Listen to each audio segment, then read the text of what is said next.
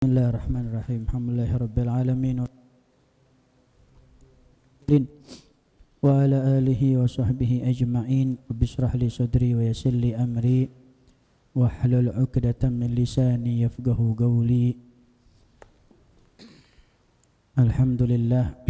Allahumma shalli ala sayyidina Muhammad al-fatih lima ughliq wal khatim lima sabaq nasirul haqqi bil haqq wal hadi ila siratikal mustaqim ala alihi wa sahbihi ajma'in. Alhamdulillah. Kita lanjutkan pelajaran kitab Bulughul Maram ya, masih mengenai masalah salat kusuf ya.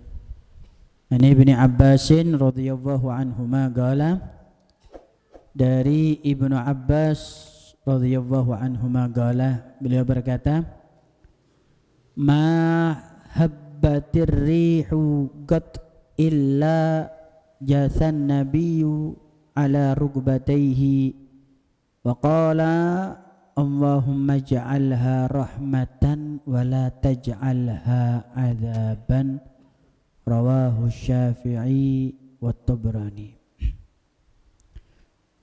Ibnu Abbas beliau meriwayatkan bahasanya mahabbatir rihu, tidaklah bertiup angin ya, illa kecuali jasa itu orang yang jalan sambil merangkak, duduk seperti kayak orang duduk di antara dua sujud, seperti orang duduk di antara dua sujud, sampai naik lunggu di antara dua sujud, duduk sampai duduk di atas telapak kaki ya, itu terus sampai nek biasa sering ketok santri marani guru merangkak, namanya jatah ya. Wa qala, sambil berkata, Allahumma ja'alha, ya Rabb jadikan angin tersebut rahmat, wala taj'alha adzaban, dan jangan kau jadikan apa? Siksaan. Paham ya? Maksudnya gimana? Ini ada sesuatu yang terjadi di zaman itu, angin kencang, yang sebagai tanda-tanda kalau itu bisa kemungkinan musibah atau apa. Rasul spontan duduk seperti itu, iltija, meminta berdoa. Paham ya? Kalau kita kan kelihatan angin kan kadang kita video. Kenapa? Hati kita nggak ada rasa takut. Rasulullah SAW adalah orang yang paling takut terhadap Allah Subhanahu Wa Taala. Makanya setiap ada fenomena di di dunia ini seperti kayak kusuf, gerhana matahari, gerhana bulan, beliau langsung minta tadarruk sama Allah Subhanahu Wa Taala. Paham ya? Gala disebutkan apa? Memang ada angin itu membawa rahmat. Ada angin membawa rahmat. Ada pula angin itu membawa musibah. Ya. Nah, disebutkan di dalam Al-Qur'an apa? Wa arsalnar riyaha lawaqih. Ya, wa arsalna ar-riyaha lawaqih, al-lawaqih. Di sini memakai kalimat riyah. Nek dalam bahasa Arab niku ada rihun, jamaknya riyahun. Rihun itu satu tiupan angin. Riyah itu banyak bermacam-macam angin. Paham ya? Kalau Allah Subhanahu Wa Taala menurunkan angin yang diliputi dengan rahmat, maka membahasakannya dengan apa? Riyah. Kami kirimkan riyah. Lawaqih sebagai apa? Jadi angin tadi itu tandanya bahwasanya buah itu mau matang. Biasanya kan ada kan beberapa angin yang kalau sudah muncul biasanya menandakan oh buah ini mau matang. Oh ini seperti ini. Biasanya di Jawa ada bahasa apa? Bediding. Bediding tandanya apa? pencit atau poh, ya mulai berbuah. Ini namanya riyah. Ini namanya apa? Riyah. Ya. Dalam ayat yang lain, Allah Subhanahu wa taala menerangkan tentang angin yang sangat membahayakan. Apa? Wa fi 'adin id arsalna 'alaihimur rihal aqim. Ya. Dan di kaum Ad yang kami kirimkan bahasanya rih, bukan riyah. Rih. Rihal aqim. Angin ini tidak membawa kesuburan, tidak baik untuk pohon. Dan dia merusak. Paham ya? Dia merusak. Kalau ini angin bertiup, ya itu tadi seperti kayak angin topan. Angin ini bukan angin-angin yang membawa rahmat, angin topan. Ada angin apa lagi? Macam-macam. Paham ya? Nah, jadi walaupun bentuknya angin tapi bisa membawa rahmat dan bisa membawa musibah. Dari situlah Rasulullah SAW ketika mendapati di kota Madinah ada tiupan angin, jatha ala rukbatai.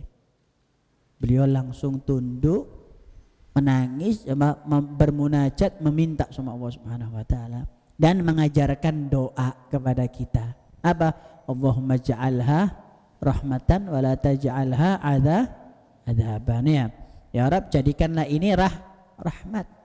Bukan apa? Bukan azab. Paham ya? Dalam segala hal ya. Rasul sallallahu alaihi wasallam itu mengajarkan kita dua perkara. Sing pertama sembahyang, yang kedua berdoa. Dalam segala hal itu Rasul mengajarkan kita apa? Doa. Dalam hadis yang lain Rasul juga mengajarkan kita apa? Salat. Contohnya hadis yang setelahnya. Wa anhu radhiyallahu anhu annahu shalla.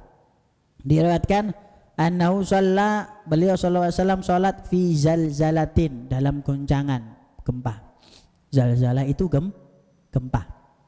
Sitti raka'atin, 6 rakaat. Wa arba'a sajadatin, dan 4 kali sujud. Berarti 6 rakaat ya, dan 4 kali sujud. Wa qala hakadha sholatul ayat, dan beginilah tata cara orang sholat ketika menemukan tanda-tanda alam. Tapi sholat untuk gempa ini di madhab Imam Syafi'i tidak dianjurkan untuk berjamaah. Ya sembayangi 2 rakaat biasa. Bahkan kalau di madhab Imam Malik malah tidak ada. Yang ada sholat untuk tanda-tanda alam itu cuman hanya di sholat gerhana matahari sama gerhana bulan. Kalau ada gempa, ada banjir itu tidak ada sholatnya. Hadis ini tidak diambil oleh ulama madhab. Hanya saja Imam Syafi'i mengatakan hadis ini ya, monggo nek kate sembayang, nek ono gempa sampai sembayang monggo. Tapi syaratnya sholatnya cuma 2 rakaat, sholat sunnah biasa. Hukumnya sholat sunnah biasa. Kalau sholat sunnah biasa maka mengikuti aturan sholat sunnah. Apa aturannya? Tidak boleh dikerjakan di waktu-waktu yang diharamkan. Seperti habis sholat asar, habis sholat subuh, habis terbitnya fajar sampai habis terbitnya sampai isyraq atau tulu, dan sampai tenggelamnya matahari. Waktu dan 4 waktu atau 5 waktu ini tidak boleh dipakai untuk sholat sunnah mutlak. Paham ya? Ini sholat gempa ini sama. Imam Syafi'i mengategorikan sholat ayat atau sholat gempa ini seperti sholat sunnah mutlak, tidak bisa disamakan dengan sholat sunnah kusuf. Walaupun di sini disebutkan hadisnya. Saya perlu ingatkan sama antum ya. Walaupun kita belajar hadis, tapi bukan terus berarti kita ngambil hadis langsung kita jadikan hukum. Paham ya? Banyak orang di luar sana, paham, mentang-mentang wis ono terjemahane hadis Riyadhus Shalihin, hadis Sahih Bukhari, mari ngono baca dhewe hadis. Lah iki ono hadisnya. Wah ini ada hadisnya. Tidak bisa. Tidak bisa. Karena dalam istimbat mengambil satu hukum, para ulama itu tidak asal ngelihat dari hadisnya juga. Apakah ada hadis yang menguatkan? Apakah ada hadis yang melemahkan hadis ini? Apakah ada yang menentang hadis ini? Dari sanadnya pun juga dilihat, itu semuanya. Makanya kadang-kadang walaupun kita belajar kitab hadis, tapi itu bukan berarti kita ini langsung mengambil hukum dari ya, nek sampean katin jupuk hukum tetap kembali ke fikih. Tetap kembali ke fikih dan kembali ke aqwalul ulama. Apa aqwal? Pendapat para ulama. Oke, paham ya? Nah, ini hadis yang terakhir dicantumkan di dalam bab kusuf, dan setelahnya ini ada bab sholatul istisqa. Bahwasannya Rasulullah SAW ketika mendapati sesuatu, beliau selalu ngedep sembahyang, sumpah sembahyang, susah sembahyang. Ada urusan nggak selesai, satu contoh saya ulangi ke antum. Ketika saat perang Badar, di malam harinya mau perang, beliau apa? Sholat, berdoa. Dan ini kebiasaan yang dilakukan oleh Rasulullah SAW. Paham? Dan ini yang diajarkan, berdoa, sholat. Wis, ya, jangan ditinggal. Sampai susah, tambah ono sembayangnya. Sholat hajat, sampean sholat hajat, ya, sholat tasbih, sampean sholat tasbih, qobliyah, ba'diyah, duhanya, witirnya, sampean teken momennya. Paham ya? Sama doa, sampean donga iku gak rugi kok. Setiap doa itu loh ganjaran. Padahal sampean njaluk duit, sampean njaluk apa?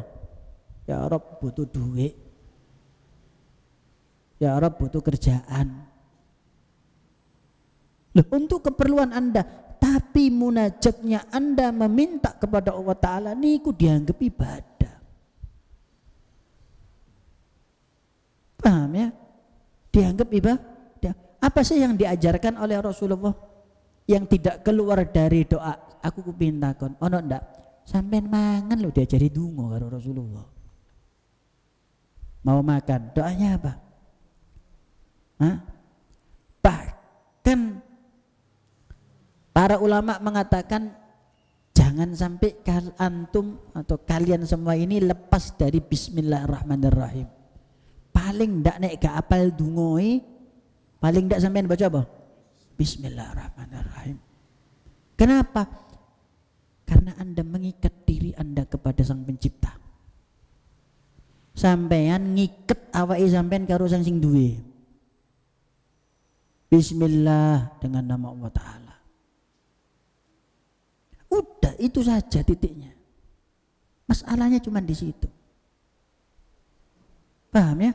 Bagaimana kita manusia yang penuh dengan kelalaian, kesibukan, ruwet karepe dhewe, tetep ya apa carane eling nang Allah Ta'ala. Nggih kopiah eling bismillahirrahmanirrahim. Nggih sandal bismillahirrahmanirrahim. Ngombe, bayangkan.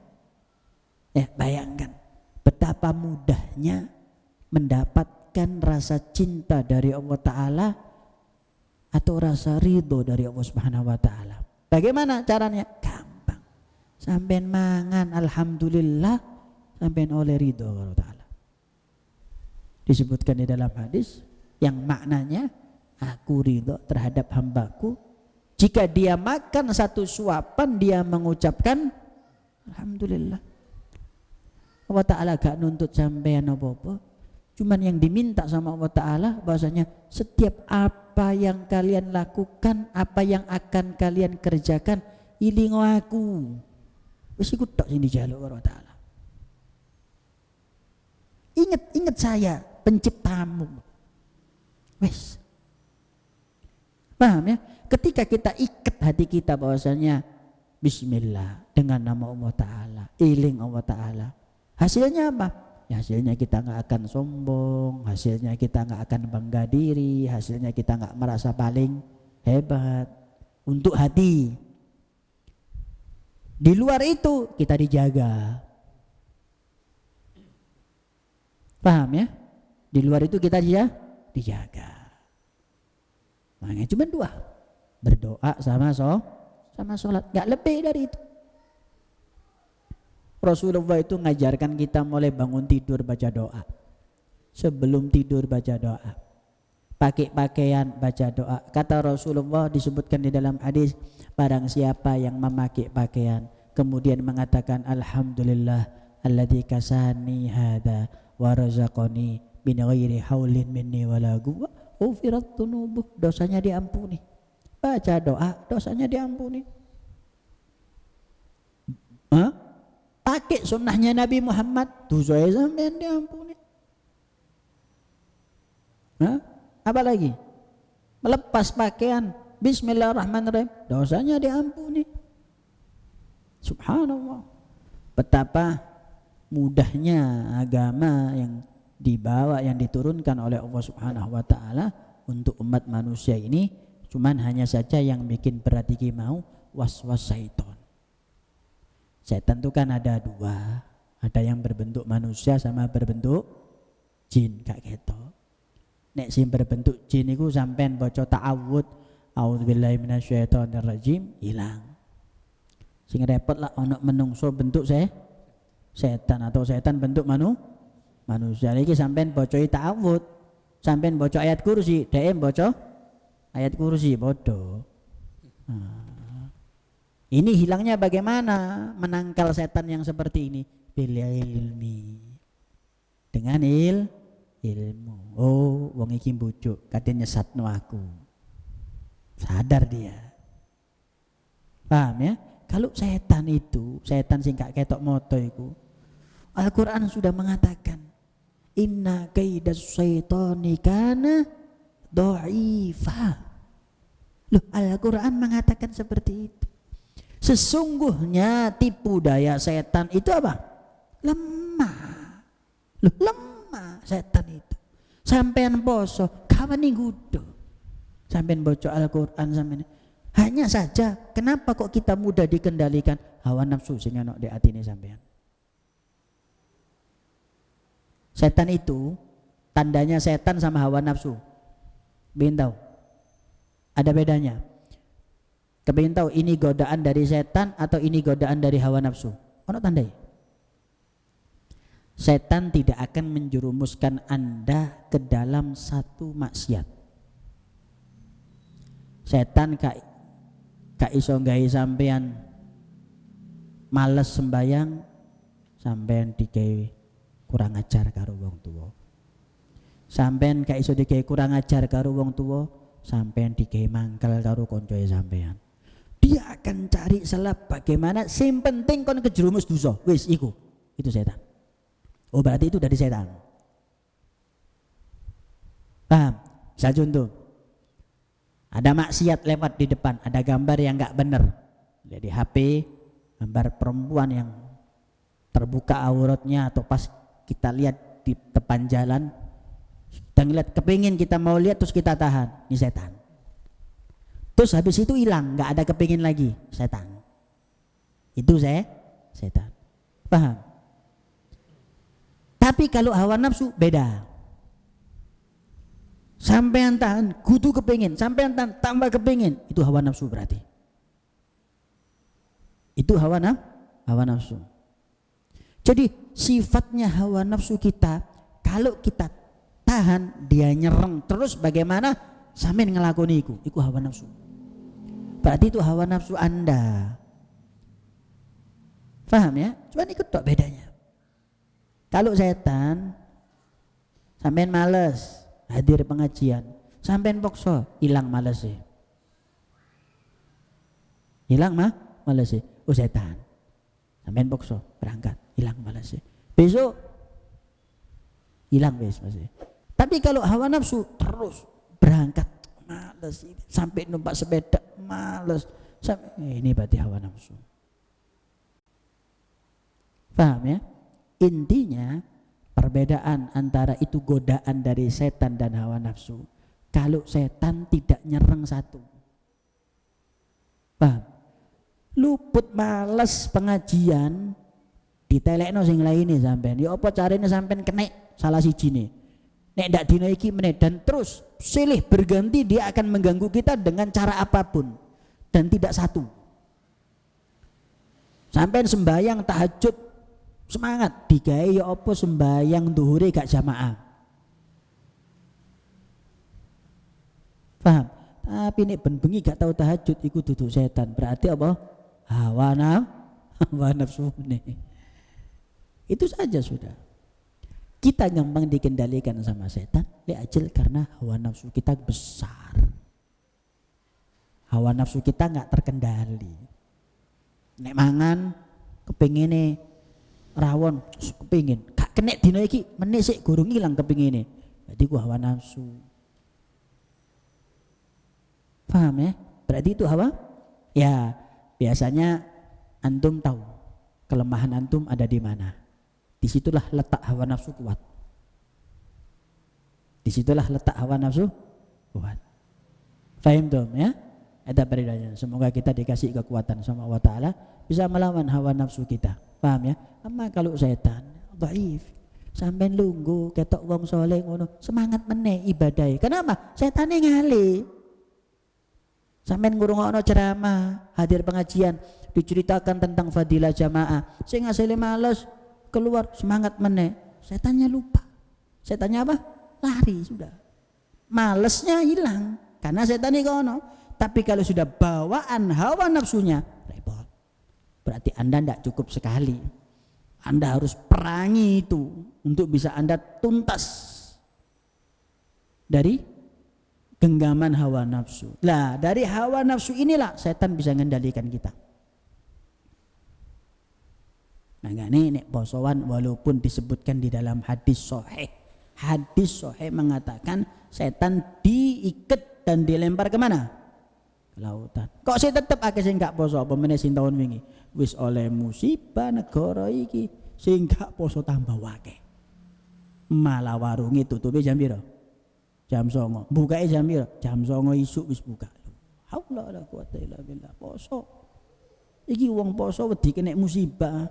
Nggih, wis kena bukan wedi, wis kena musibah. Sik ditambahi meneh sama orang-orang seperti ini. Nah, khalas.